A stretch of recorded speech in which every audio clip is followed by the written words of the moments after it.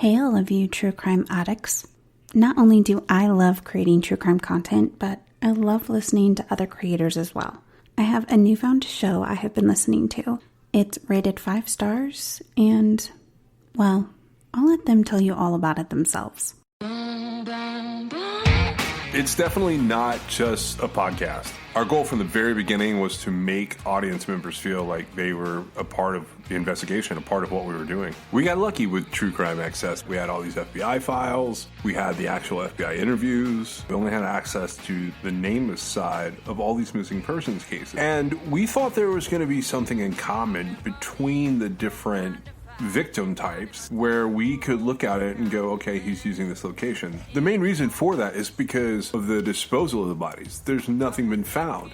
When absolutely nothing has been found of what we think are, multiple victims, we knew that if we put our heads together, we might be able to come up with some commonalities. And I was really lucky to have people around me who were very supportive of going through this whole process. And that made it that much easier to put together what is now known as True Crime XS. This is True Crime XS.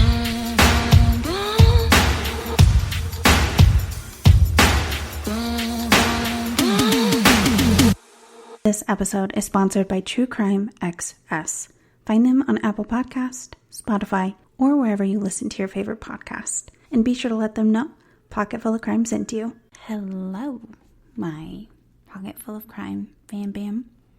Welcome back to my show. Guess who? Yeah, it's me, Rachel. Who else would it be? I have some exciting content planned for you today and a new segment that you will learn all about at the end of the episode. Today's case is one requested by a lovely local listener, Sean. He also was so generous to donate to the show fund, and any donations and support I receive from you all goes directly back into the show. So this donation provided a second mic for my guest speakers, as well as a soundproof shield for my mic to block out any unwanted noise, sound, and it helps cut down on my editing time. So thank you, Sean, for the support, and enjoy the episode. Darlene D. Krashoc, born August 22nd, 1966, to Betty and Paul Krashoc of West Virginia. Betty described Darlene as a heart of gold who would help anybody. Darlene enlisted in the U.S. Army shortly after graduating high school. She was a beloved daughter, sister, friend, and soon-to-be soldier. Betty and Paul begged Darlene not to enlist in fear of what could happen to her. In Betty's own words, quote, "She was pretty headstrong. She was determined that she was going to do what she wanted to do. And she did. And my worst fear came true." End quote. In the year 1987, Darlene was an active duty soldier stationed at Fort Carson in Colorado Springs, Colorado.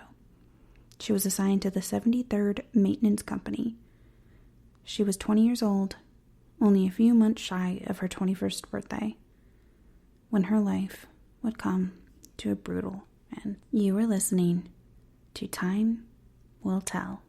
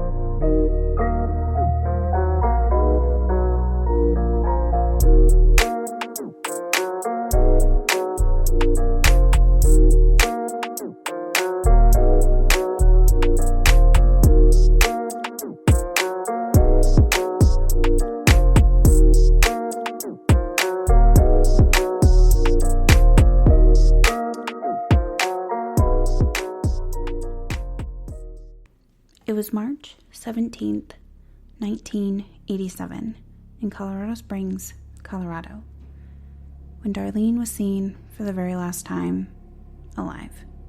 Darlene spent the night at a nightclub called Scheffel's, just 6 miles of where she was based at Fort Carson. She spent the evening dancing and having a few drinks with her fellow friends within Fort Carson. Darlene was last seen leaving the club between midnight and 1 a.m. 5:20 a.m. that early morning of March 17th, a patrol officer on duty spotted a body dumped behind a Korean restaurant. That body would soon be positively identified as Darlene Krashoc.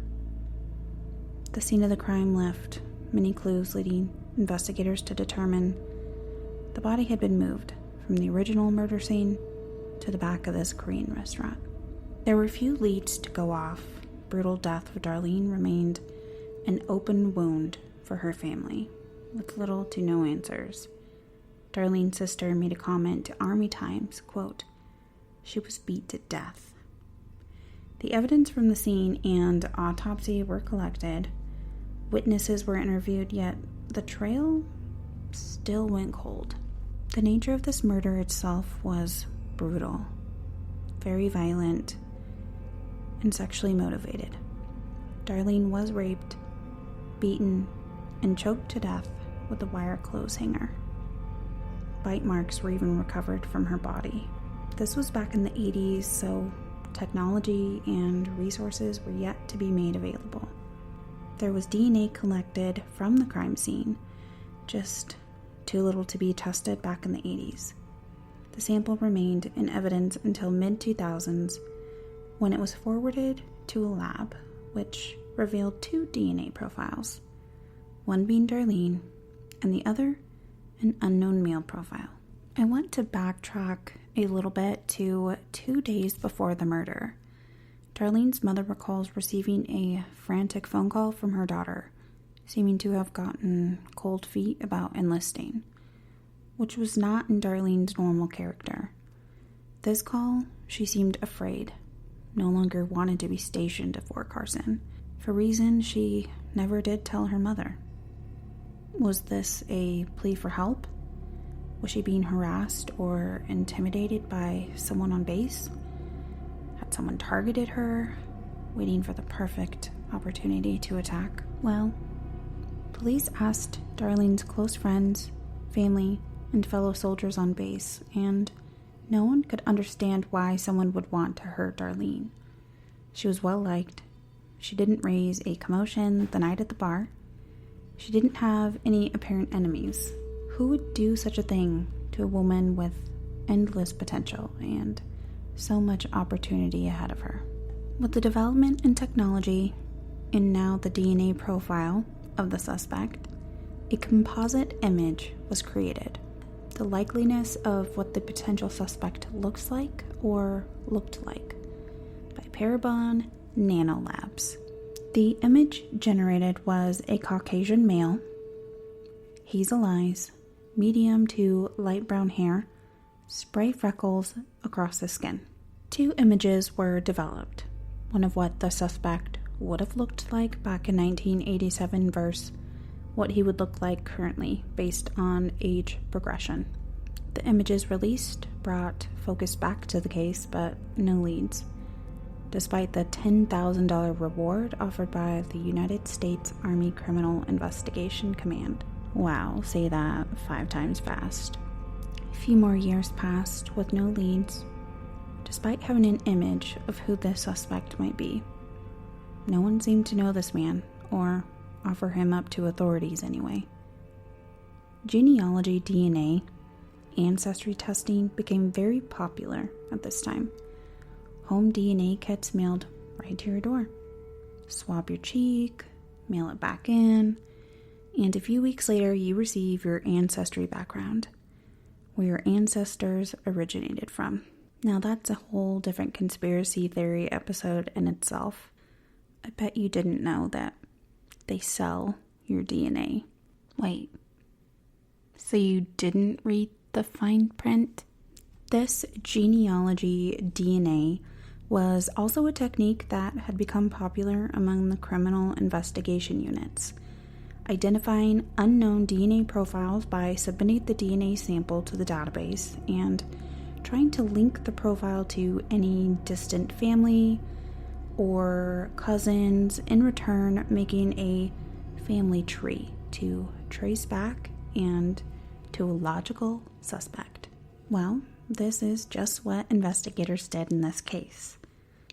The DNA profile of the suspect was submitted, and a distant cousin turned up, which allowed investigators to work backwards, forming that family tree. Soon enough, the sample was traced back to who the investigators thought to be the suspect in the murder of Darlene 3 decades prior. So they think they have their guy. The only problem is they need a DNA sample to compare to the sample from the scene to make a positive match and connect him with the horrendous crime. His name was Michael White. At this time, he was 58 years old. Police were able to locate Michael and place him on surveillance as he traveled back and forth between work and his home in Thornton, Colorado. Call it luck, karma, or fate. On one particular day of surveillance, investigators observed Michael dispose of a drinking cup in a trash receptacle. Investigators recovered the cup Michael had drank from and discarded and took it to the lab to see if they could get a DNA sample from the cup. A DNA profile was recovered from the cup. Michael White's sample and the sample of the suspect in the Darlene murder case was compared. Match. 3 decades later, 32 years leading up to this moment, Michael White just so happened to have been stationed at Fort Carson in the same time period as Darlene and when she was murdered. June 13th, 2019, the quiet suburban neighborhood in Thornton where Mr. White resided was soon swarmed by police as well as military police. As you can imagine, the neighbors and community were shocked. Talk about giving the housewives in the neighborhood something to gossip about. Michael White was charged with first-degree murder and held in an Adams County jail. Darlene's mutilated body was dumped like garbage, but she was anything but trash. She was a daughter, sister, friend, and soldier. She had a heart of gold, they say. Would have done anything for anyone. Michael White's wife stands by him and his innocence. Betty, Darlene's mom, recalls the day she heard the news. Quote, "It was almost too good to be true. Time just kind of stood still." Prior to this, Betty and Paul had never heard of Michael White, and they are in utter shock why he chose to hurt their daughter. Betty stated, quote, "I would tell him I feel sorry for his mother, because he took my life away when he took Darlene. So I can only imagine what his mother feels like knowing what he did. I don't want him to die. I want him to live. And I want him incarcerated for 32 years. Michael would have been 26 at the time of the murder. His criminal record was clean. Michael pled not guilty February 18th of this year. This Friday, May 29th, 2020, Michael is due in court for a motion hearing. Pre-trial readiness is set for June 26th, 2020, and jury selection will begin July 13th, 2020. That is if everything goes according to plan with COVID. Until then, he is innocent until proven guilty. I pray the jury will make the best decision based on what evidence they are provided with. Most of all, I pray and I wish the family of Darlene some form of closure when this is all said and done. The sad reality is this won't bring her back. This doesn't make a wrong right. This just means Darlene can pass on and rest in peace, knowing justice was served. And now, only time will tell. That wraps it up for this week's episode, you guys. I hope you enjoyed. Be sure to give me a rating, review, and share if you like my content. The reviews and ratings help my show grow, but most importantly, put the biggest smile on my face. I'm going to play the trailer for the new segment that will be featured at the end of my episode starting today. I released this trailer on Memorial Day, and while I'm on the topic, I hope you all had a safe Memorial Day. Thank you once again for all of the troops, brave men and women, current and past, who have served this nation. It is an honor to be free. Roll the clip. What does it mean to be all-out American? You just might be if you know that camouflage is not a one color, one print fits all. If you have gotten blistered heels, breaking in a new pair of combat boots, felt the cold chain of dog tags across your chest. If you have taken an oath to serve and protect the United States of America, even if that means laying down your own life, missed your first child's birth, being 7,000 miles away, sleeping on a cot with nothing but pictures to keep you going every day. No matter the amount of tours, no matter the branch, no matter the ranking, you are all out American. I remember the feeling like it was yesterday, saying goodbye to my big brother, about to deploy on his first tour to Afghanistan. It would be 11 months before we could see each other again. The gut-wrenching fear, anxiety, not knowing when you would get a phone call, just him wanting to catch up, or something far worse. You began to build a deeper respect for the men and women who leave their families to serve and protect this country, missing their children being born, missing birthdays and milestones, resorting to Skype, phone calls, and letters to communicate to the outside world, active, retired, or those who have passed. I want to be a voice for you. Offer you the respect and appreciation that you all so much deserve. I've chosen to do so, with a new segment being added to the ending of each Pocketful of Crime episode. I will take 5 to 10 minutes each episode to talk about an inspirational story, American hero, veteran. I was recently driving through a nearby town, about 30 minutes from where I live. When I stopped at a stoplight, I look over to my right, and I see a veteran, sitting on a duffel bag, full of everything owned to his name. Next to him was a big wooden cross. Attached was the American flag and a Palmia flag. This man served our country, offered his life for our freedom in return. Now he is sitting at the corner of a busy intersection, living off of spare change to get by. I was heartbroken. These men and women come back from combat, thrown back into the fast-paced world, with little resources available. What resources are available require a waiting list. On average, 22 veterans take their own lives per day, or one every 65 minutes. This is when I knew, deep in my gut, I had to do something. No matter how small, one small act to do my part in standing up and fighting for those who have fought for us. I'm no longer asking you to donate to my podcast. All funds will be donated to a charity of your choice or a few I have chosen. Mission 22 supports the veteran community with 3 main programs: veteran treatment programs, memorials, and community social impact.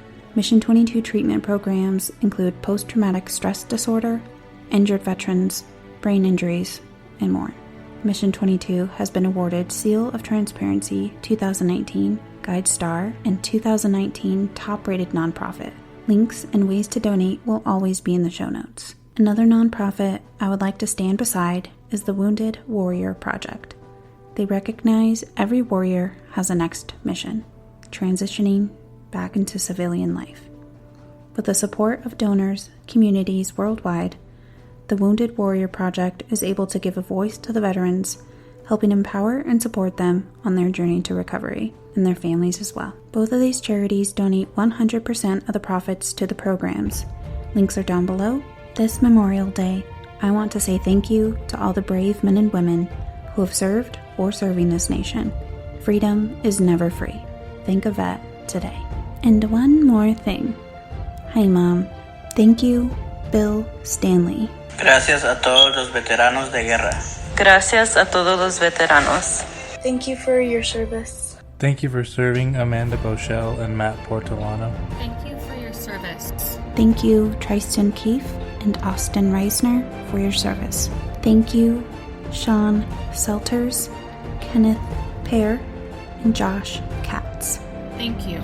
Thank you for your service. Thank you, Curtis Sauer, for your sacrifices in serving this nation. We are so proud of you, and we love you so much. Thank you, Uncle Curtis. Thank you, Kaiser Bessler, for your service. Thank you. A hero is someone who has given his or her life to something bigger than oneself. Thank you for your service. From all of us at Campfire Coffee, Colorado Springs, to everyone that served, thank you for your service. A huge thank you to all the troops who have served and are still serving to secure our freedom and safety. Your courage does not go unnoticed. God bless you all. Thank you, Robin Northrop, for your service. We love you. Thank you, Mama, for your service. Shout out to all the vets who have made America the land of the free and the home of the brave. Thank you for your service. To all those who have served, especially those who have made the ultimate sacrifice. Thank you. Thank you. Thank you so much for your service. Thank you.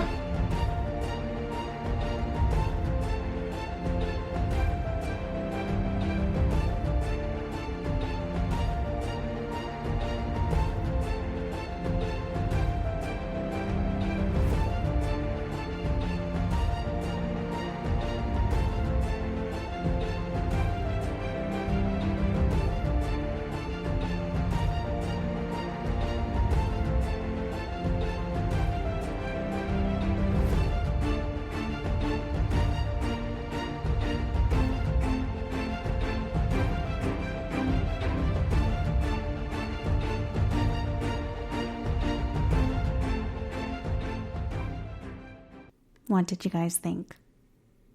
Goosebumps, I know.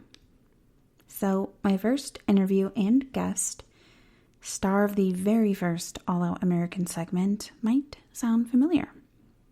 Yes, he was in the trailer clip. His name is Corey Cantrell, 29-year-old Army veteran based at none other than Fort Carson. Of all days to be talking about Fort Carson. I will play the audio, but first let me give you a brief background on how I found Corey.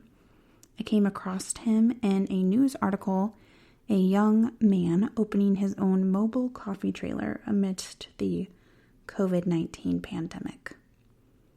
What caught my attention about this is my first reaction was, this is badass. I hope Governor Polis likes lattes. A quote I took from the article I read, I want to share really quick. Quote, I feel a small business opening during this pandemic will bring positivity and hope to the community during this crazy time. End quote. That I really hope it does. You can join Campfire Coffee for the grand opening this Friday, the 29th. Details will be included in the audio. Go follow them on Facebook and Instagram or call text 815-830-1692. Thank you again, Corey, for participating in All Out American. Roll the clip. So I'm originally from Illinois, and what brought me to Colorado was Fort Carson. And at the very end of 2013 is when I joined the Army, went to basic training down in Fort Bennings, and then got stationed up here in Colorado at Fort Carson. So I was 11 Bravo, which is infantry, and I was in the 1st Striker Brigade combat team, and 138 was my unit, Bravo Company. And I did one term there, did 3.5 years. During that time was mostly when the Obama administration actually was doing a lot of cutbacks, downsizing the military was really going on. So my unit during that time didn't deploy. So while I was there at Fort Carson, we trained for those orders to come down. We never got them.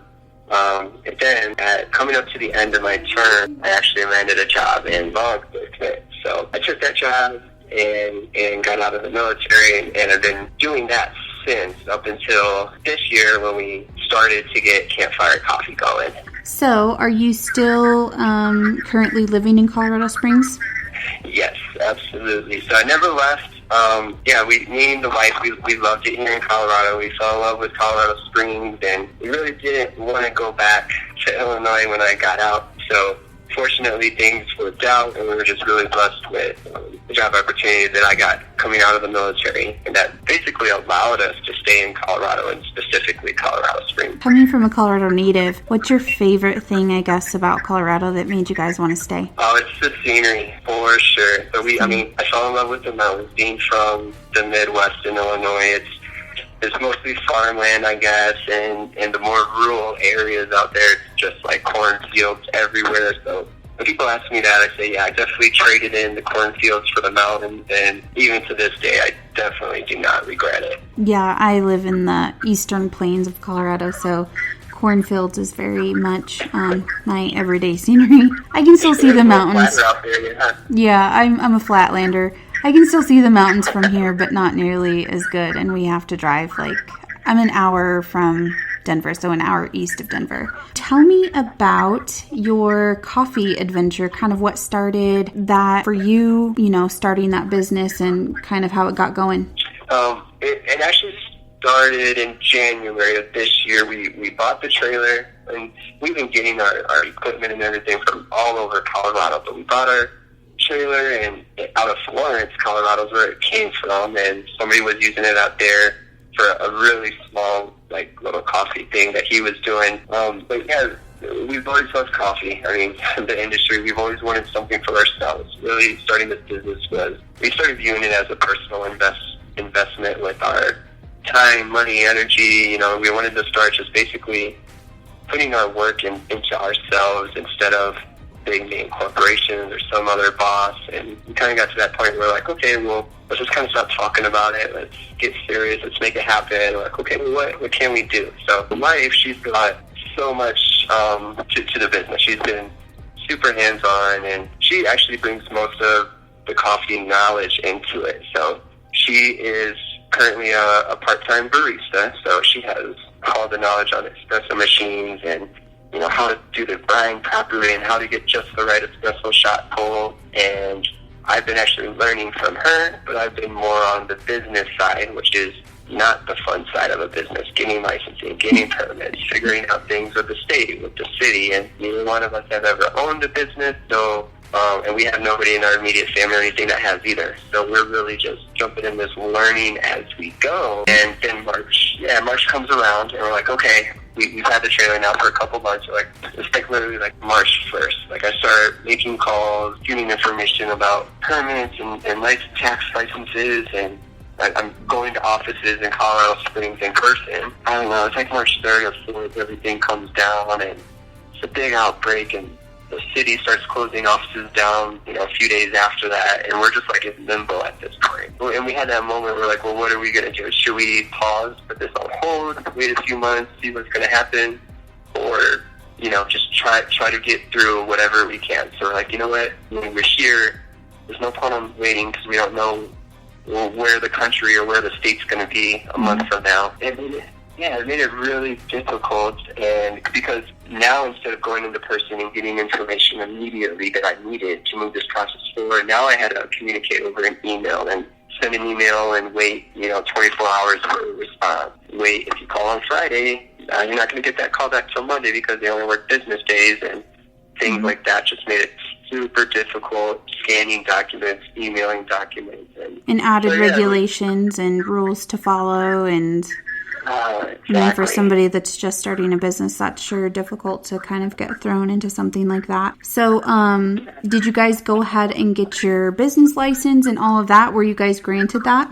Yeah, so from March up until literally today, I've still been working on the process. We've fully completed the process with the health department. Today I just secured our process with zoning and development. You have to go to their office and get signed off on. So Mm-hmm. We have all the permits done. We have all of our sales tax licenses. And basically what we did literally today, was we submitted our business application to the city clerk. And all they got to do is process it, and we'll have our final business license in about 3 to 4 business days now. So, well, congratulations. Yeah, we are right there. So what are your plans with the trailer, the coffee trailer? Are you going to be at one specific location? Are you going to kind of park at busy intersections? What are your plans? And that's a great question. So we're going to start. There's a church parking lot near where we live, and I talked to the owner there, the pastor, and he's going to allow us to use his parking lot. And I still work full-time, and I have 3 days off a week. So we're only running the trailer 3 days a week, and we're going to use this parking lot. It's 2975 Jetwing Drive. It's at the intersection of Hancock and Jetwing in Colorado Springs. And we're going to be there Thursday, Friday, and Saturdays till about 6 a.m. till noon. And that's kind of one of the good things about a trailer or any of the mobile food trucks out there. You can kind of dictate your own hours. You know, if it starts getting really slow, you can close up early. So, I mean, our schedule's flexible, but for the most part, it's going to be Thursday, Friday, Saturday, 6 a.m. till about noon. Yeah. Right. And then to answer the second part of your question, Rachel, was we can move around. We can be at, other roadways on shoulders, as long as we're not obstructing traffic, is what the city told us, or pedestrians. We can park on side streets, and we can even go into somebody's neighborhood. A lot of communities right now are asking for food trucks to come in, like HOAs are asking for food trucks to come in. Are you able to venture out of Colorado Springs and, say, attend like an event and kind of set up your truck there? Yeah, so those things do require special permits, but that's something that we definitely want to grow into. And that was another dilemma, because now all big concerts and big outdoor festivals are shutting down for the year. Like, for example, Colorado Springs has a festival called Territory Days. Huge event, 3-day thing, and they've already canceled, and that holds like hundreds of food vendors. However, when things get back up and going and these events start popping up, yeah, we can go to those special events out of El Paso County. We have to coordinate with whoever's putting that on, but we want to do that because that will help get our trailer out of Colorado Springs, get other people, and basically good exposure to move around and meet new faces as well. I also wrote down a quote here, an article that was written up about you. I feel a small business opening during this pandemic will bring positivity and hope to the community during this crazy time. Do you have anything more to say about that? Yeah, that's awesome that you quoted that. I appreciate that. And when the news agents reached out to us to do that, I mean, we're excited. And what we told them, and how I do truly feel, is there's so much.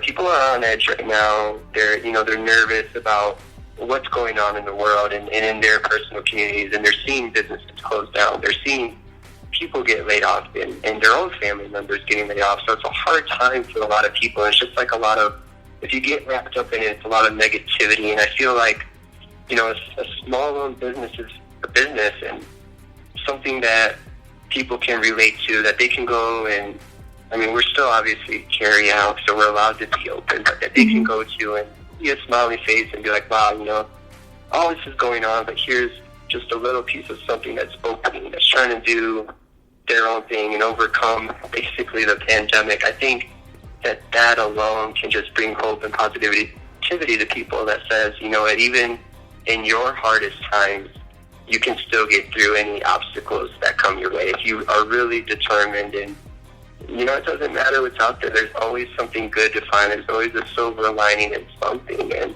I think that just our trailer is just a little piece of that might just bring that hope to people, that the work of not coming to a complete end. And Campfire Coffee opened in the middle of it, basically, right. And they overcame it. So right. That's how we feel, and I hope people can relate to that. That's awesome. Yeah, you guys are offering like a little cup of sunshine. That should be a name of one of your drinks. Good. I like that. So what made you guys choose the name? Was it you? Was it the wifey? How'd you guys come up with the name? No, great question, Rachel. So So my brother's also helping us get this up and going. He's kind of a co-founder as well. And he's actually active duty military at F.B. Warren, in Cheyenne, Wyoming for the Air Force. Awesome. So he's been helping us too. So the three of us collectively, we know that Colorado people are very prideful in their state. They're very prideful in what the state is as far as being active and being outdoors and loving nature. And we personally love going to the mountains and camping. We love going to the mountains and off-roading and coming back to the campsite, starting the campfire and, roasting marshmallows, having some drinks around the campfire. And, those are the best memories you have with people that you care about. You don't have somebody you don't like around your campfire. It's going to be your best friends. It's going to be your family. Right. And that's when everybody calms down and they reflect on the day and they laugh and they tell stories and jokes. And to us, I was like, man, that's a real, it's a real Colorado thing that I think people can connect with.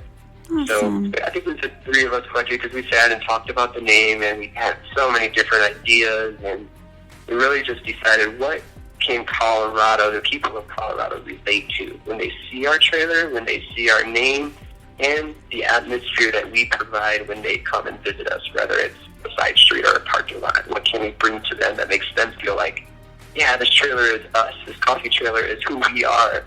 Right. So we went with it and throwing in and trying to incorporate the Colorado C, I call it, from the flag. Mm-hmm. Most of that was the wife's idea. She kind of came up with that drawing and let's make the C part of both words and that. So the logo, I would say, was majority her design for sure. So what kind of coffee / drinks or things that you guys are going to be offering on your menu? Yeah, so your standard line as far as iced coffee, hot, blended. But then outside of that, we're going to be doing teas as well, along with fruit smoothies. And the only food we're pushing out is prepackaged breakfast muffins. So everything is, we're 98% beverage based. But those coffees, you can, your Americanos, your cappuccinos, your macchiatos and that.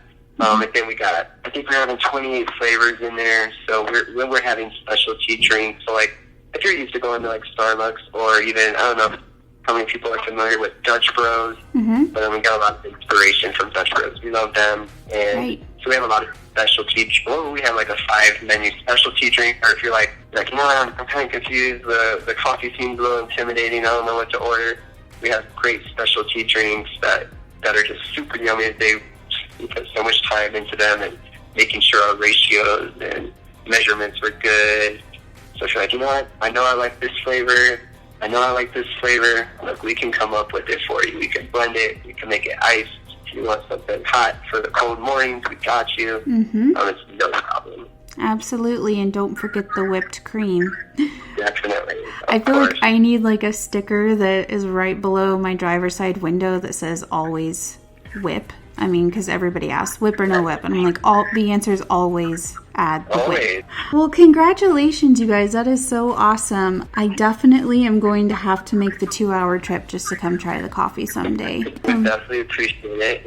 When you come, you'll have to remind me who you are. Rachel, I did your podcast with you, and your drinks on us. Absolutely. Love that. So if you find yourself in the Springs during one of our days on, and also I guess I should throw out there if people want to stay up to date with our schedule, when we're going to be open. All that is going to be on our social media pages, which we have on Facebook and Instagram. Perfect. And both Facebook and Instagram is the exact same username or tag name, and it's all one word. It's Colorado Campfire Coffee. Perfect. And there we're going to be keeping everything updated as we get closer to opening dates, which we're planning tentatively for Friday of next week, which would be the 29th of May. Okay. Tentative. So if they like our Facebook or Instagram at Colorado Campfire Coffee, they'll find that out for sure. Perfect. Well, you'll have to keep me updated on that opening day if that's going to stick and what hours and where you're going to be located, I'd love to be there. So yeah, well, I expect you guys to have a drink on the menu named Cup of Sunshine. I like it, definitely. But most importantly, thank you for your service, and tell your brother thank you for his service. We appreciate it, and it was such a pleasure talking to you, and good luck on your new coffee adventure. Yeah, and Rachel, I know you have a lot of family you mentioned as well that's been in the service, so I appreciate all of you guys. And again, thank you for reaching out, and I hope that people in Wiggins, Colorado, and everybody that listens to you enjoys this story as well. If you or someone you know knows a veteran you think should be featured in an upcoming All Out American segment, email me at alloutamericanvets@gmail.com.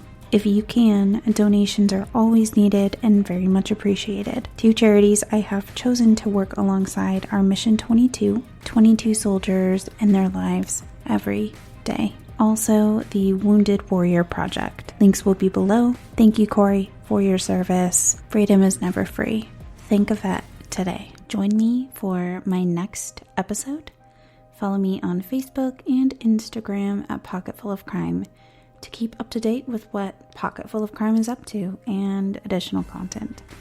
Links are down below for charity donations of your choice if you kindly choose to do so. Go show your support for Campfire Coffee. I have an audience of 2% in the Springs, so if you were listening or are nearby, go grab a cup of joe for me.